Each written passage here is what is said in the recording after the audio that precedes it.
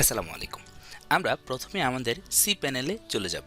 ওকে, so C panel আমরা কোথায় পাবো? সেটা হচ্ছে আমরা যাদের কাছ থেকে হোস্টিংটা নিব তাদের সি প্যানেল ক্রেডেনশিয়াল আপনাকে দিয়ে দিবে মেইলে বা ওদের ওয়েবসাইটে। সো আমি আমার সি প্যানেলে চলে যাচ্ছি।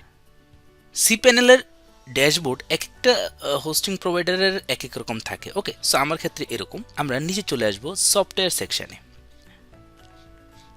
Manager by সফটকুলাস। ওকে, তো এখানে আমরা ক্লিক করব।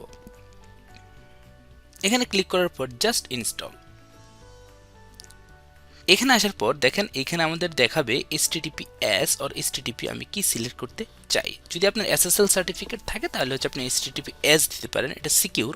অর সাধারণত আপনার যদি না থাকে তাহলে HTTP দেখাবে। আর আপনি যদি চান www অ্যাড করতে তাহলে আপনারা এটা, বা যদি SSL সার্টিফিকেশন থাকে তাহলে এইটা অ্যাড করে দিবেন। সো আমি HTTPS রাখ দিচ্ছি। আর আমার ডোমেন হচ্ছে arifujaman.com.bd।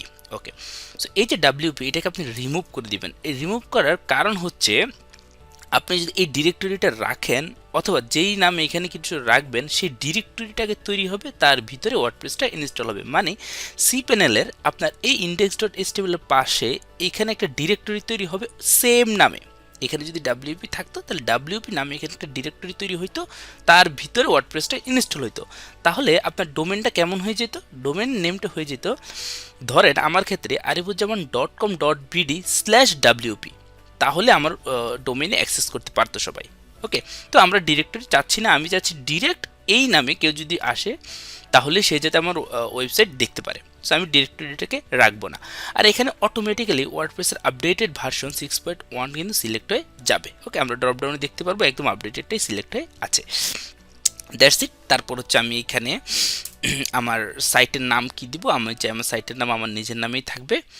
এবং সাইট ডেসক্রিপশনটা কি হবে? আমি এখান থেকে আমার সাইটের ডেসক্রিপশনটাকে বসিয়ে দিলাম। আমার অ্যাডমিন ইউজার নেমটা অবশ্যই চেঞ্জ করে দিব। আমার ক্ষেত্রে আমি এটা দিয়ে দিলাম এবং আমি এখানে একটা পাসওয়ার্ড সেট করে দিব। সো আমি একটা পাসওয়ার্ড সেট করে দিচ্ছি এবং এইখানে একটা অ্যাডমিন ইমেল দিতে হবে। সো আমি আমার ইমেলটা এখানে সেট করে দিচ্ছি, অ্যাডমিন ইমেলটা। আমি আপাতত কোনো প্লাগ ইন বা কোনো থিম ইনস্টল করতে চাচ্ছি না, জাস্ট ক্লিক ইনস্টল।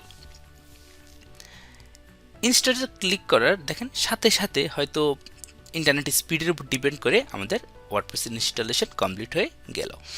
এখন দেখেন এই যে এইখানে যদি আমরা যাই, আমি এটাকে ওপেন করি, আমাদের ওয়েবসাইট রেডি।